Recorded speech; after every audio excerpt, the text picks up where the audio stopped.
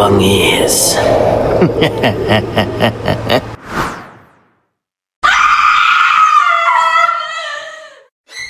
Ha? Ano yan? Naririnig mo ba yun? Parang may batang umiiyak sa banda ng kawayanan. Tanong ni Aling Miding habang sinisilip ang dilim sa labas ng sari-sari store. Ay, siya na naman yan. Yung ligaw na bata.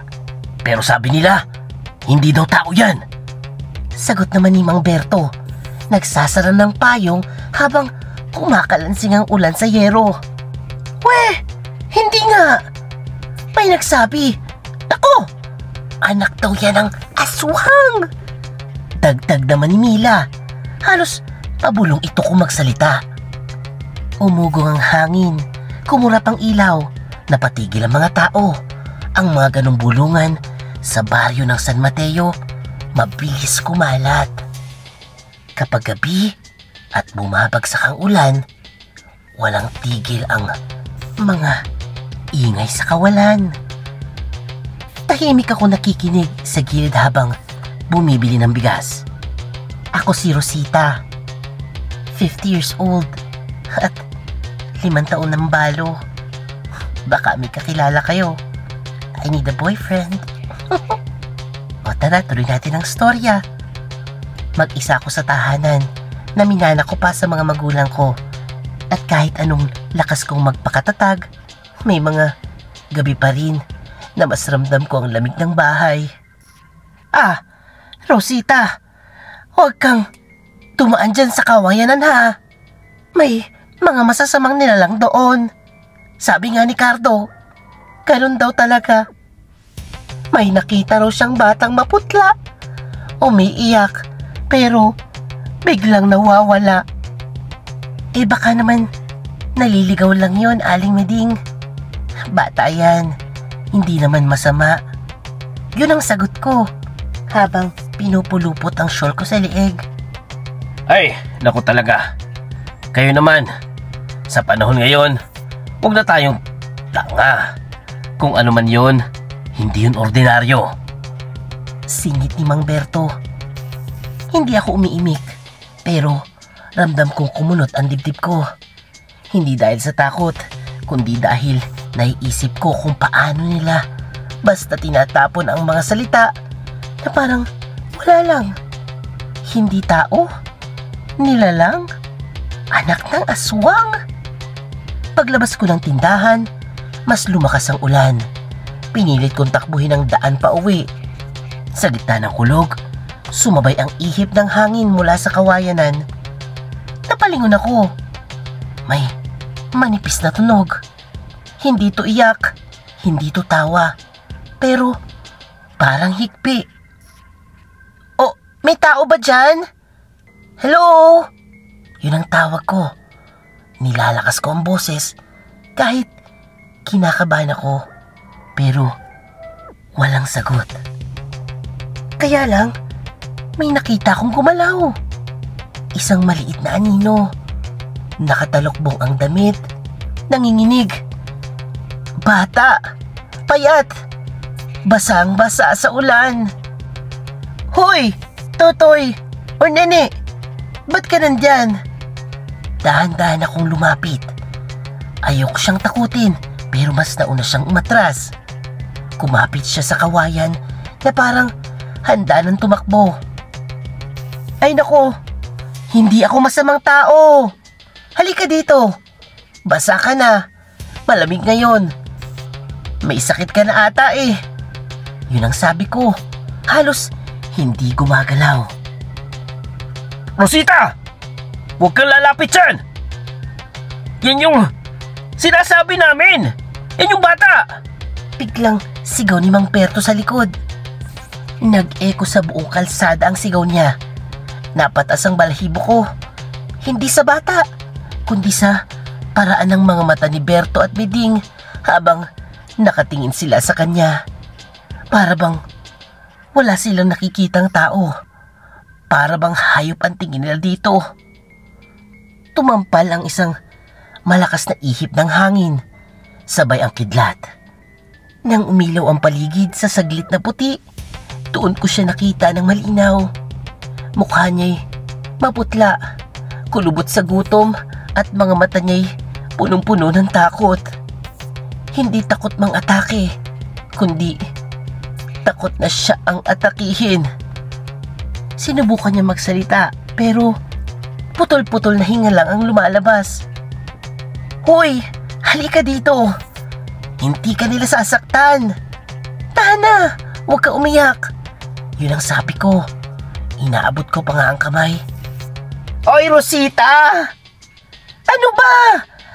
Babalik ang aswang kapag kinuha mo siya. Hiyaw naman ni Aling Miding. Hindi ko sila pinakinggan. Isang tibok lang ng puso at nakita ko ang desisyong matagal nang nakahimlay sa dibdib ko. Kahit ilang bulungan pa kumalat, hindi ko iiwan ang batang nakatungo sa ulan at putik. Halika dito. Come on! Mabait ako. Paulit-ulit pero mas banayad at mas tiyak na sinabi ko. Dahan-dahan nang lumapit ang bata. Umabot ng ilang segundo bago niya hinawakan ang dulo ng palad ko. Nanginginig, malamig pero buhay. Takot pero humihingi ng tulong. At sa sandaling yon, alam kong magsisimula ang isang gabing hindi lang bago para sa akin, kundi gabing magbabago ng takbo ng buong San Mateo. Tara na anak, ligtas ka sa akin. Aba Rosita! Ano ba ginagawa mo? Dadalhin mo talaga sa bahay ang batang yan? Yan ang sigaw ni Aling Miding habang sinusundan ako sa kalsada. Kung hindi ko to dadalhin, ano gusto niyo mangyari? Iwan ko sa ulan? Yun ang sagot ko habang hawak ang payong sa kaliwa at nakayakap sa bata sa kanan. Rosita! Makinig ka! Hindi yan basta bata. May sinasabing sumpayan. Huwag kang padalos-dalos. Sumabat si Mang Berto. Nakahawak pa sa bewang niya na para bang pagod na pagod sa pag-alala. Nako, kung sumpa man ito, pakitaan niyo muna ng ahwa bago kayo manghusga. Hindi tama yung ginagawa ninyo. Yun ang sagot ko. Hindi na nga ako nakatingin sa kanila. Tahimik lang ang bata. Nakadikit sa gilid ko. Nanginginig pero hindi tumatakbo. Pagdating namin sa bahay, binuksan ko agad ang lumang lampara. Oh, umupo ka muna iho. Ano ba ang pangalan mo? Tumingin siya sa akin pero walang lumabas na salita. Para bang matagal na siyang hindi ko makausap kahit sino. O sige, lalapit ako sa'yo ha. Lumapit na nga ako ng marahan. Inayos ang basang buhok niya. Kung ayaw mo magsalita, okay lang. Bibigyan kita ng pangalan. Ikaw na ngayon si Benji. Pwede bang Benji ka na muna ngayon? Bahagya naman siyang umiling. Hindi sa pagtutol, kundi parang sinusubukang intindihin ang tunog ng pangalan. Pagkatapos nito, dahan-dahan na siyang tumango. O sige, Benji na yung pangalan mo ha? Halika, papainitin kita. Pinunasan ko siya. Pinainom ng mainit na sabaw at pinasuot ng lumang damit ni Tomas. Hindi man kasya ng gusto pero sapat na para hindi siya ginawin. Sa labas ng bahay, hindi pa rin tapos ang bulungan. Hay nako! Maawa ka sa sarili mo, Rosita! Kawawa ka kung papasukan ka ng mga aswang yan. Naririnig ko yung boses ni Aling Miding mula sa bakod. Hay nako! Baka malasin yung bahay mo! Isa pa to si Mila. Humigpit ang hawak ko sa basang tuwalya. Gusto kong sumagot. Gusto kong ipagtanggol ang bata pero may tahimik na bigat sa loob ko. Hindi ko kayang sumigaw pabalik. Ang kaya ko ay protektahan lang siya. Ay naku, Rosita. Ginusto ko to. Ay naku, kaya ko to. Kinagabihan, habang nakaupo ako sa tabi ni Benji, napansin ko kung gaano siya kapayat. Tila ang buto sa balikat ay nakalabas na. Halos hindi nga siya gumagalaw eh. Oh, kain na anak. Benji, tara. Ngunit umiling siya. Hindi takot, kundi parang hindi siya sanay. Tinanong ko siya ng, hindi ka ba gutom? Ilang araw ka nang hindi nakain ata eh. Tumingin siya sa akin. Mahina, parang nawala ng lakas. Pinilit ko siyang kumain. Sa huli, kinuha niya. Kumagat ng maliit, parang kinakalkula kung paano kumain ng hindi sasaktan ng sarili. Habang pinagmasdan ko siya, may kumirot sa dibdib ko. Naalala ko kung paano ko pinangarap magkaroon ng mga anak. Kung paanong ilang taon ko pinagdasal kasama si Tomas, pero hindi kami biniyayaan. At ngayon, eto na. May batang tahimik sa harap ko. Isang batang kailangan lang ng tahanan. Benji, basta tandaan mo, hindi ka nag-iisa dito. Kakampi mo ko. Ako magiging ina mo. Medyo lumambot ang mukha ng bata. Hindi siya ngumiti, pero hindi na ganun katigas. Pagdating ng hating gabi, hinanda ko ng banig niya. Oh, matulog ka na anak ha? Mahaba pang araw bukas. Pero hindi siya humiga. Benji, gabi na. Matulog ka na. Umiling siya. Madiin. Malinaw. Parang takot na takot. O, natatakot ka ba sa dilim, Benji? Anak, ano nangyayari? Umiling siya ulit pero iba ang sagot. Hindi siya takot eh. Hindi rin pag-ayaw sa akin. Yung itsura niya, parang may nalalaman siyang hindi ko alam. Anak, hindi ka pa natutulog paggabi? Dahan-dahan siyang tumingin sa bintana. Sa labas, humuhuni ang kuliglig at maingay ang hangin. May kung anong tensyon sa likod ng tingin niya. Hindi to para sa akin, kundi para sa aninong nasa labas. Parang sinasabi ng mga mata niya na hindi siya pwedeng matulog pag sumisilip ang buwan. Umupo ako sa tabi niya kahit kinakabahan na. Benji, ligtas ka naman dito anak. Kahit ano pa ang rason mo, hindi kita pababayaan. Tahimik siyang nakaupo. Hindi siya kumukurap. Hindi nagbabagong postura. Parang bantay. At doon ko naramdaman ang unang malamig na kurot ng tanong. Sino ba ang pinoprotektahan niya? Ang sarili niya? O ako? Ay! Hanep! Sinong gumawa nito? Taas yung kamay! Sumigaw si Aling Mila. Halos lumabas ang boses niya sa buong San Mateo. Oh, ano na naman yan? Anong sinasabi mo na naman dyan? Nagtanong si Mang Berto habang lumalapit ito. May dala siyang gasera. Tingnan mo! Tingnan mo! Medyo hysterical na si Mila. Tinuturo ang 4 na manok niyang nakahandusay sa lupa. Tingnan mo, walang ulo! Parang sinipsip ang dugo nila. Ay nako! Diyos ko, ito na naman tayo! Bumulong si Aling Miding. Agad akong lumabas ng bahay. Si Benji nasa loob. Nakasilip lamang sa bintana. Mila! Ano nang... Naputol ang salita ko nang makita ko ang eksena. Mga balahibo, dugo at mga marka ng kuko sa lupa. Parang may gumapang. Rosita! Huwag ka sanang magalit pero nakita raw ng mga bata kagabi yung anino ng batang inampun mo. Nasa likod daw siya ng manukan ko. Galit na sabi ni Mila. Medyo nagulat ako. Hindi totoo yan! Lagi kong bantay si Benji. Yun ang sagot ko. Pero Ramdam kong kumirot ang sikmura ko.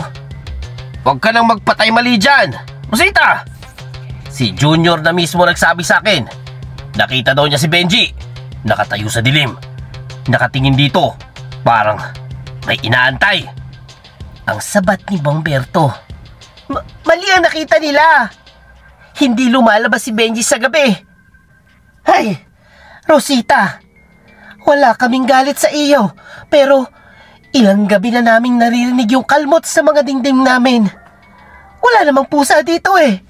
Wala ring aso. Eh sino pa ba? Hindi ba? Sabat ni Aling Meding na lumalapit sa akin. Hindi ko na sinagot. Hindi ko kaya. Hindi ko rin matanggap. Pero sa loob-loob ko, may gumagalaw na takot. May ilang gabi na ring naririnig akong maihinang tunog sa labas. Parang kuko na kumakaluskos. Parang may naglalakad ng dahan-dahan. At pag may pagkakataong paggising ko sa umaga, nakikita ko lang si Benji. Nakaupo sa gilid ng bintana. Pinapanood ang paglubog ng buwan. Diyos ko, hindi siya natutulog, hindi siya napapagod, at hindi siya humihinga ng normal.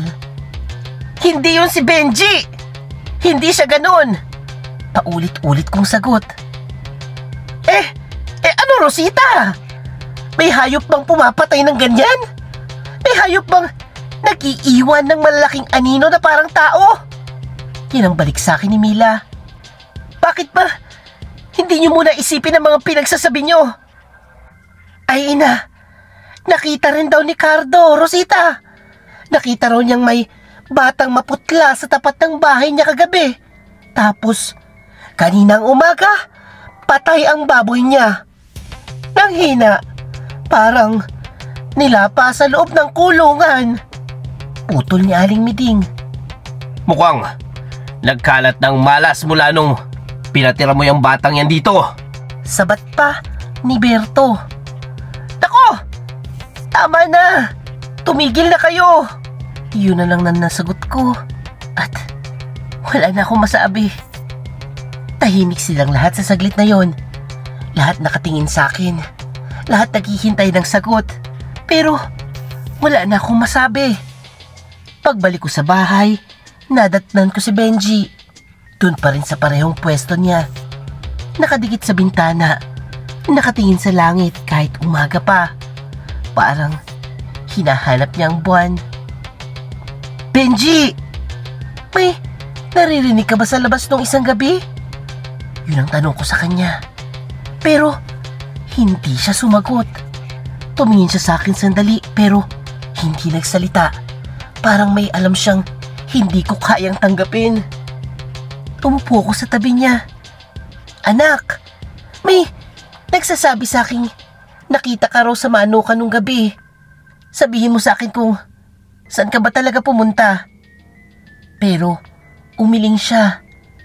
Hindi pagtatanggi. Parang hindi niya alam kung paano ipaliwanag. Napansin ko ang balat niya. Lalo tong pumuti. Halos translucent na. At ang kuko niya, mas mahaba kaysa dati. Hindi ko alam kung guni-guni ko lang pero parang lumalalim ang mga mata niya kapag nakatingin sa buwan. Kaya naglakas loob na akong itanong, Benji, anak ka ba ng... Pero hindi ko na tinapos. Hindi ko kayang itanong sa kanya. Hindi ko kayang sabihin ang salitang aswang. Tumayo si Benji. Lumapit sa akin. Hinawakan ng kamay ko. Napakalamig. Mas malamig pa kaysa dati. Kahit ano pang isipin nila, Benji, hindi kita iiwan, okay? Yan ang tanging kong nasabi. Tumingin siya sa akin at may kakaibang lungkot sa mga mata niya. Parang alam niyang isang araw, baka kailangan ko siyang iwan. O baka siya ang mang-iiwan sa akin. Sa labas, muling narinig ang mga kalmot sa dingding. Hindi na magkamayaw ang buong barangay. At sa unang pagkakataon, Hindi ko alam kung kaya ko pa bang sabihin sa sarili ko na wala akong dapat katakutan. Pero hindi na kinaya ng kaba ko. Lolo Ben! Lolo Ben! Buksan niyo po to! Yan ang sigaw ko habang kumakatok sa pintuan ng lumang kubo. Ah! Ano bang kinakaingay mo dyan, Rosita? Kung multo ka, umalis ka dito! Kung tao ka, sige, pasok na! Yan ang sagot niya mula sa loob. Paus at mabagal. Pinuksan ko ang pinto at sumalubong ang amoy ng tuyo, halamang gamot at usok ng insenso. Nakaupo si Lolo Ben sa banig, may hawak na mangkok ng dahon at pulbos. Bakit ba? Nandito ka ng maaga. Wala pang isang araw mula nang may sumisigaw na naman tungkol sa mga patay na manok. Yun ang sabi niya, pero hindi man lang ako tumitingin sa kanya. Lolo, kailangan ko po ng tulong nyo. Ito po'y tungkol kay Benji, yung batang inampun ko. Umupo ako sa harap niya, nanginginig ang kamay. Napahinto siya sa paghahalo ng pulbos. Ah, ayan na nga ba? Dinala mo yung bata dito, pero hindi mo alam ang pinapasok mo. Pero, Lolo, totoo po ba na may mga batang... Rosita! Bago mo tanong yan, sagutin mo muna ako. Nakita mo na ba siyang tumingin sa buwan na parang may hinihintay? Naku, hindi ko na kaya magsinungaling. At ako'y sumagot. Opo. Opo, Lolo. Ay, tahimik ba siya at hindi natutulog paggabi? Opo, Lolo. Maputla ba siya at matutulis ang kuko? Opo, Lolo. Huminga ng malalim si Lolo, para bang pinag-iisipan ang bawat salita. May kwento sa kabilang baryo. Isang mag-asawa raw ang nagkaanak, pero hindi nila tinanggap. Dahil nung bagong panganak, umiiyak ang sanggol kapag araw at natatahimik paggabi. Nadedestiyado ang mga hayop pag dumadaan siya. At sa gabi, bigla na lang nawawala ang gatas ng nanay. Nawawala? Paano? Yan ang tanong ko, kinikilabutan.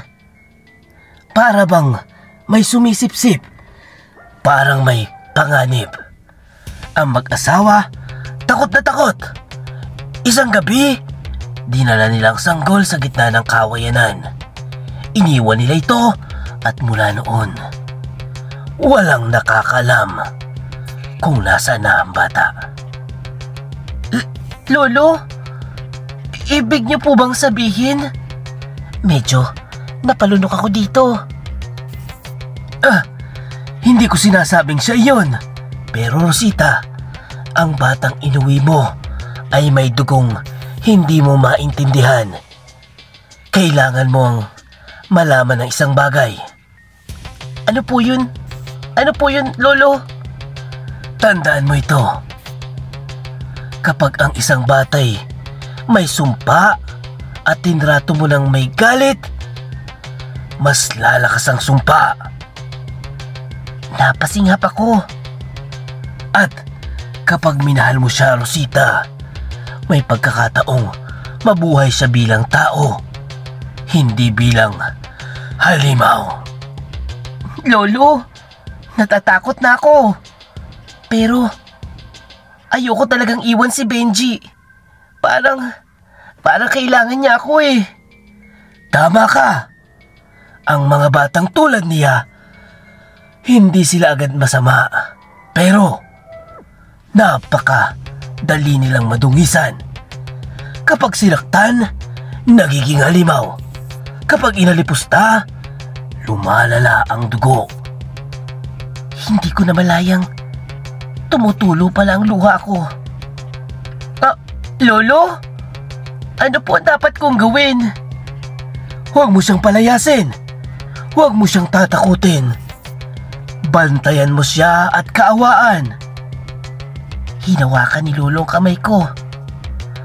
Pero Rosita, maging handa ka rin dahil darating ang gabi na gugustuhin niyang kunin ng kung anumang nilalang na nagluwal sa kanya. Nanlamig ang likod ko. Ibig po ba sabihin babalik siya sa pagiging aswang? Kapag may anak kang tinapon, babalikan mo. Lalo na kung magagamit mo. At kapag dumating ang oras na yon, Rosita, kailangang alam mo kung sino ang dapat mong paghawakan. Ang bata ba o ang sarili mo? Hindi ako nakasagot agad. Pero sa gitna ng kaba, may namumuong isang desisyon. Hindi dahil sa tapang, kundi dahil sa awa. Lolo Ben, aalamin ko ang pinagmulan niya. Kahit saan pa yun, kahit sino-sino pang nag-abandona sa kanya. Tumangulang si Lolo Ben. Pero Rosita, kapag nalaman mong totoo, huwag kang bibitaw sa bata. Dahil baka siya lang ang nag-iisang taong magtatanggol sa'yo kapag dumating ang dilim. Aray! Rosita! Tulungan mo ko! Ganito yung narinig ko. Si Cardo, habang hinihila niya si Berto papunta sa harap ng bahay ko. Maputla siya, nainginig, at parang walang dugo sa mukha. Anong nangyari? Yan ang tanong ko. Halos tumakbo nga ako palabas eh. Rosita! May sumisip-sip sa dugo ko kagabi. Hindi tao. Dun sa may likod bahay. Nilalang siya. At hindi ito normal. Nilalang? Anong ibig mo sabihin? May matulis na kuko. Malamig na hininga. Parang gustong ubusin ang dugo ko. Yan ang sagot ni Cardo habang halos mawalan siya ng malay.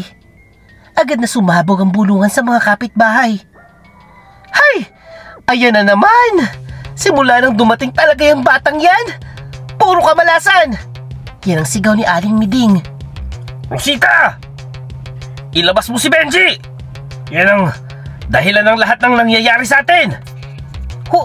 Huwag niyong idamay si Benji dito! Hindi siya ang... Ay nako, Rosita! Hindi kami mga gonggong! Kagabi, nakita si Benji sa kalsada. Nakasuot ng puti at nakatayo lamang sa dilim. Tapos ngayong umaga, muntik nang mamatay si Cardo. Ano ba bang pruwebang gusto mo? Yan ang singhal ni Aling Mila. Pero hindi siya lumabas kagabi. Sigaw ko habang nararamdaman na kumikirot ng dibdib ko. Pero hindi ba talaga siya lumabas? Rosita, kung hindi mo ilalabas ang bata, kami mismo ang kukuha sa kanya. Yan ang mariing sabi ni Mang Berto na lumalapit sa akin. Parang may malamig na kamay na humahawak sa bato ko. Nakasara ang pinto sa likod ko.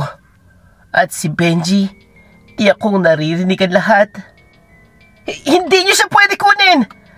Anak ko siya! At wala siyang ginagawang masama! Ay, naku Rosita! Kailangan namin siyang harapin! Bago pa may mamatay! Tumayo ako sa harap ng pinto. Parang ako nagiging bantay. Umalis kayo dito sa bahay ko! Hindi ko ibibigay si Benji! Hindi ngayon at hindi kailanman! Pero, Rosita! Ang sabi ko, umuwi na kayo! Tapos nun, bumungad ang sandaling katahimikan. Isa-isa silang nag-alisan. Pero hindi dahil naniniwala sila, kundi dahil hindi nila ako kayang banggain sa desisyon ko. Pagpasok ko ng bahay, nadatnan ko si Benji nakatago yakap ang tuhod na nanginginig. Benji! Anak! Halika dito! Hindi ako kalaban. Ako magtatanggol sa'yo kahit saan. Bigla siyang sumagot. Hindi po ako. Halos pabulong niyang sinabi sa akin. Nanginginig ang baba niya. Alam ko, anak. Alam kong hindi ikaw ang nananakit kay Cardo. Pero sa totoo lang, may unti-unting kumakalmot sa utak ko. Yung gabing hindi siya natulog, yung pagtingin niya sa buwan, yung maputlang balat, yung mahabang kuko. Pero pinipilit kong tabunan ng takot. Hindi ko siya papabayaan. Benji, dito ka lang sa loob ha. Huwag kang lalabas kahit anong marinig mo. Tumango siya. Pero bakas ang takot sa kanyang mukha. Kinagabihan, habang tahimik ang buong baryo, doon ko narinig ang una. Isang tunog, mababa, parang galing sa ilalim ng lupa. Napako ko sa kinatatayuan ko. Sumunod ang mga kalos ko sa bubong. Tapos may mabigat na tumalon. Diyos ko! Bulong ko sa sarili. Lumabas ako ng silid. Tahimik. Hawak ang lampara. Sa gilid ng bintana, may aninong dumikit sa akin. Mahaba ang braso. Matulis ang kuko. At ang ulo'y parang baluktot. Isang huni ang nasunod. Hindi iyak. Hindi tawa. Isang halinghing na hindi ginagawa ng tao. Pag-angat ko ng lampara, doon ko nakita isang nilalang na nakakapit sa dingding ng nipa. May mahabang dila at matang pula na parang galit na galit. At nakatingin ito hindi sa akin.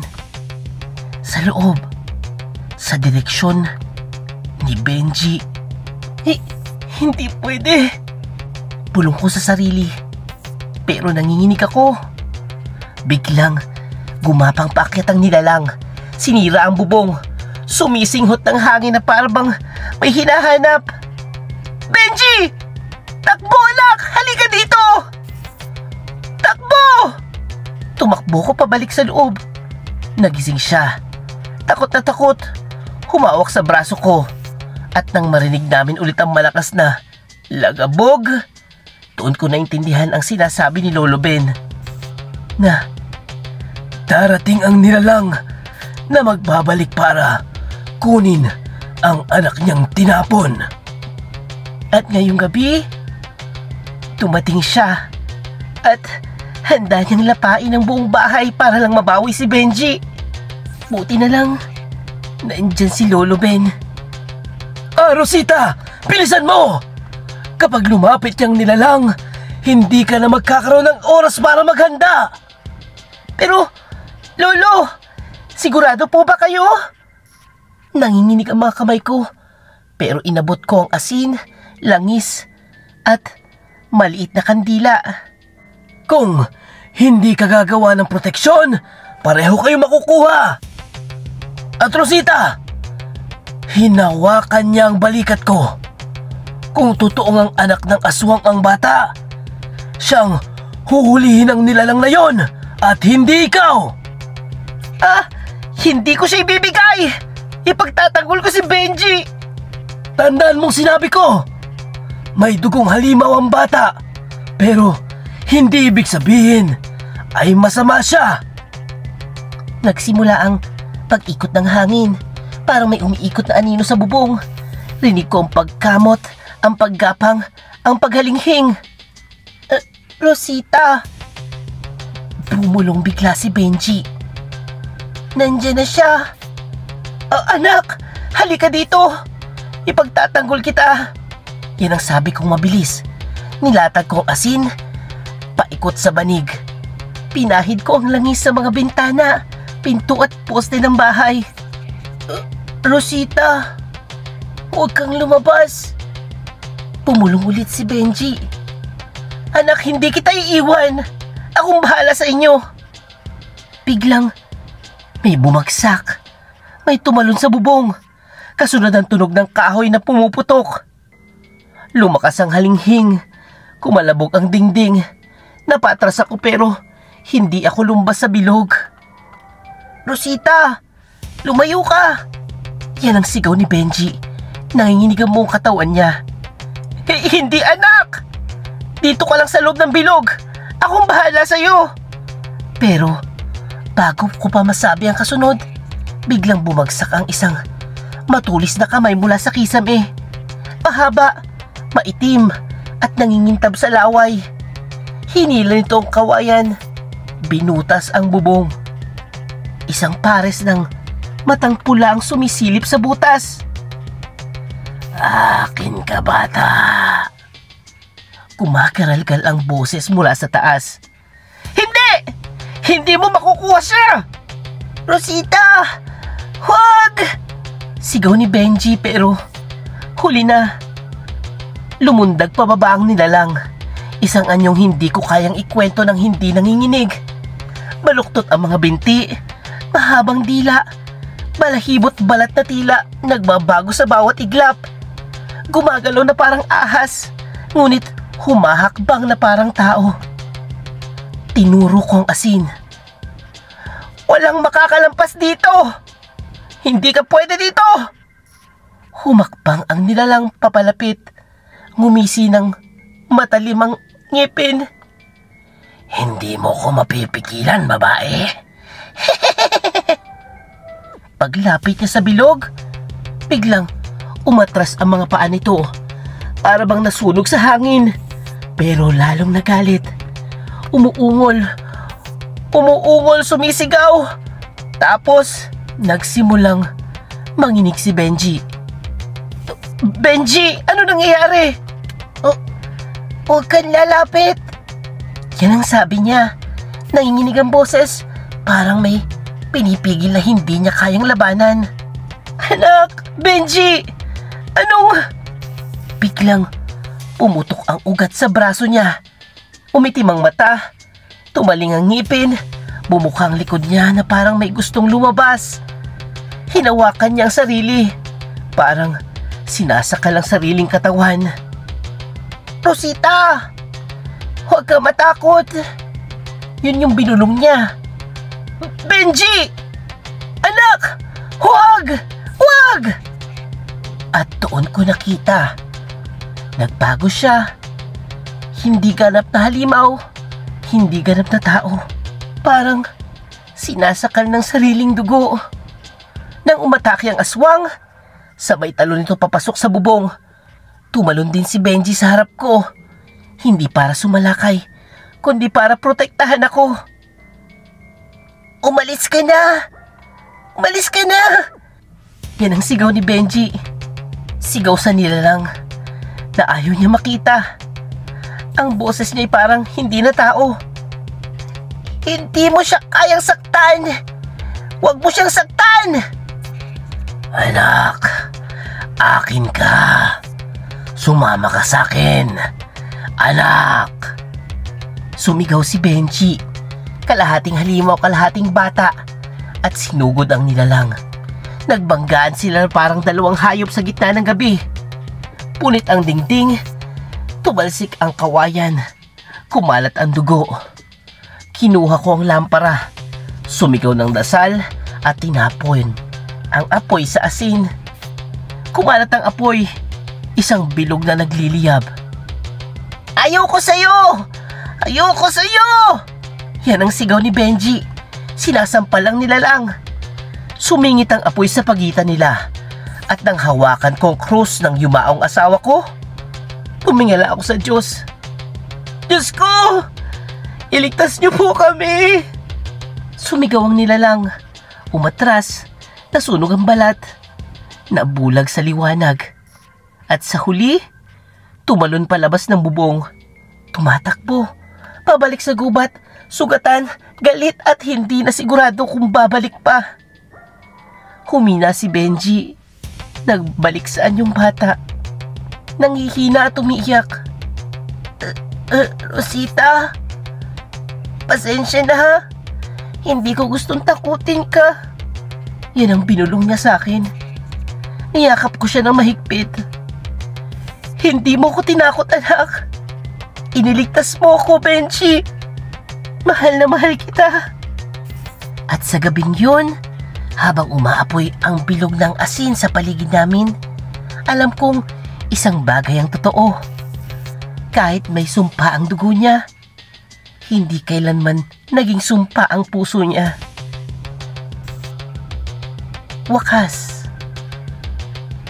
At kung nagustuhan niyo ang ating storya, please naman, subscribe tayo. At kung may real life stories kayo na nakakatakot at gustong i-feature sa ating channel, please, comment your email. At syempre, huwag kalimutan mag-like, mag-share, mag-comment at mag-subscribe na kay Kuya Bangis.